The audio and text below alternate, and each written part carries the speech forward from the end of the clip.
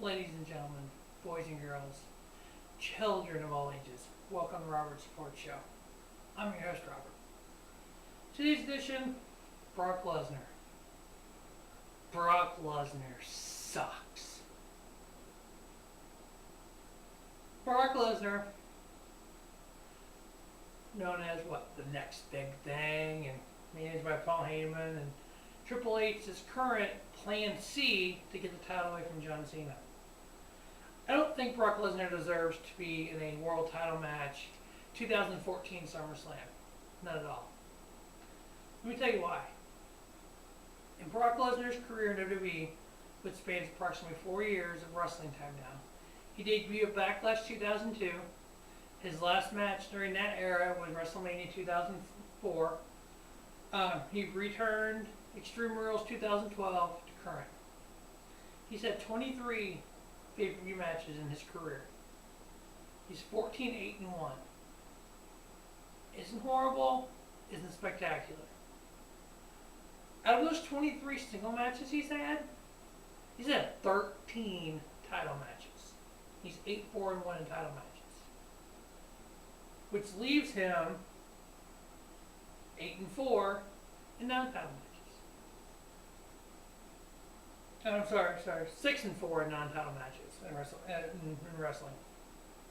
Out of those 23 single matches and 13 title matches, it's not a very spectacular record. If you look at his record before the first part of his career, 2002 to 2004, he was 9-6-1 at pay-per-views. Since then, he's 5-2. He's only wrestled 13 different wrestlers in pay-per-views. Why is this? If he's the next big thing, why isn't he out there wrestling 300 days a year? Why isn't he out there wrestling, day in, day out? Brock Lesnar will never be considered one of the greatest in WWE history. Like a Shawn Michaels, like a CM Punk, a Bret Hart, an Owen Hart, an Edge, a Christian, Stone Cold Steve Austin. The guys that worked their way up, were tag team champions, became an Intercontinental Champion, then became a world champion. Look at Shawn Michaels' career. Started as a tag team as the Rockers. Became an Intercontinental Champion. And finally achieved his boyhood dream at WrestleMania by beating Bret Hart. Brock Lesnar was giving his first title opportunity and given the title. Yes, it was an era of 2002 to 2004 where they were trying to develop young guys, and they thought this next big thing was the next big thing. He really can't talk that well. He has to have a manager to talk for him. Yeah, I will give him his credit. Back in the early 2000s, when he first debuted, he did have some spectacular work with Kurt Angle. Was it 5-star match quality? No, not by far. But it was good matches. It was watchable stuff. That whole work he had there with Angle and everything for a while was some really good matches involved in that. Seeing Brock Lesnar do it, shooting star press, about kill himself, but he did it. And just looking at his people he's wrestled, he's only wrestled 5 guys more than once. He's wrestled Triple H 3 times. He's got 2 victories over him. He's wrestled The Undertaker 3 times. Brock Lesnar's undefeated against The Undertaker. The Phenom. I know that Undertaker lost at WrestleMania 30 to Brock Lesnar. Lesnar broke the streak. I was at WrestleMania 30. When that match happened, and the referee 1, 2, 3, 70+ thousand people, you could hear a pin drop. Everybody's standing there going, what just happened? They showed highlights on Raw and when Lesnar returned, and they show a fan standing going, it could have been me. It wasn't, but it could have been, because that's how shocked I was. The entire arena was like, what just happened?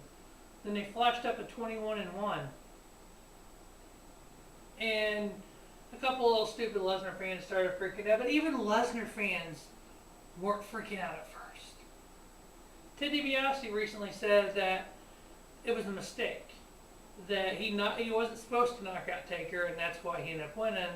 That the referee should have stopped it or whatever. The Taker went backstage and collapsed, and couldn't find out Taker had severe concussion, and so I don't know if that was supposed to happen or not. But still, Lesnar. Unfortunately, Undertaker is a big Lesnar fan. He's a big UFC fan. Undertaker came out and said at one point that if UFC would have been around when he got into pro wrestling, he would have been in UFC. So that would make sense why a Brock Lesnar type people let him get over on him like that. Big Show, 2-2. Kurt Angle is the only wrestler to have more than one match versus John Cena and have a winning record. But again, the stuff they did back in 2003, 2004 was actually some good matches. John Cena is 1-1 versus Brock Lesnar. 2003 Backlash and Extreme Rules 2012. Those are the two matches they've had against each other. So if you follow that like anything else, it looks like Lesnar's supposed to win that. There are 3 wrestlers that are undefeated versus the next big thing, Brock Lesnar. RVD. Don't know how, but RVD is 1-0. The late Eddie Guerrero is 1-0. Goldberg is 1-0. I don't know. I just know, all I know is Brock Lesnar isn't the greatest superstar of all time. In the last 2 years, he's been in 7 pay-per-view matches. He's had 5 wins. I have a list of 11 people that have had either 5 wins or more in pay-per-views in the last 2 years. Dolph Ziggler. Former world champion, former Money in the Bank winner. Why isn't Dolph Ziggler getting a world title shot? He's had 5 wins, so has Brock Lesnar. Curtis Axel has had 5 pay-per-view victories in the last 2 years. Do I want a main event right now, Curtis Axel versus John Cena? No. Am I a Curtis Axel fan? Yes. Build him up. He's a 3rd generation superstar. Put him with a Randy Orton, like you have Seth Rollins. Create a, maybe break away Randy Orton from the Authority, and do something with Randy and Axel and Seth Rollins and maybe somebody else, and recreate an evolution. We all know what the Shield did, almost a 2-year run as a faction. Create factions like there used to be back in the day. Everybody knows the number 1 faction, 4 people. Wonder what that was? 4 horsemen. So create something with an Axel and build him up. Cody Rhodes has had 6 more victories in a pay-per-view in the last 2 years, and then Brock Lesnar. And what is he doing right now? He's playing a Stardust character with his brother Goldust. Bray Wyatt, up-and-comer, storyteller in the ring, can cut promos like nobody's business, the whole Wyatt family. Why not put world title and tag titles on this Wyatt family and run with it? Cesaro has had 7 wins. He really isn't doing much right now except kind of messing with the IC title and stuff. Let him break out and be a world champion. Former world champion Alberto Del Rio. 8 pay-per-view victories. Where's he at on SummerSlam card? Sheamus. Current United States champion. Former world champion. He's got more wins than Brock Lesnar. Why isn't he in that position? Roman Reigns. Not one of the greatest superstars. He's kind of he's a 2014 version of John Cena when John Cena came in. Few moves, people are starting to get behind him. The women and the kids are starting to like him. Why not have the John Cena versus the next John Cena?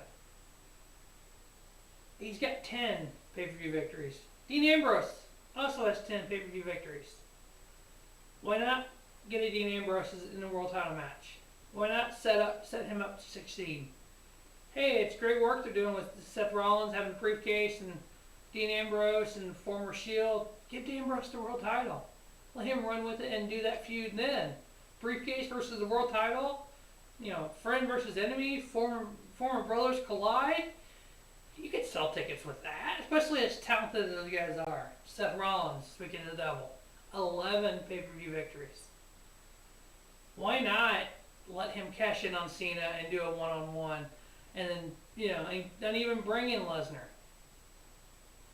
It comes to number one on the list in victories in the last 2 years.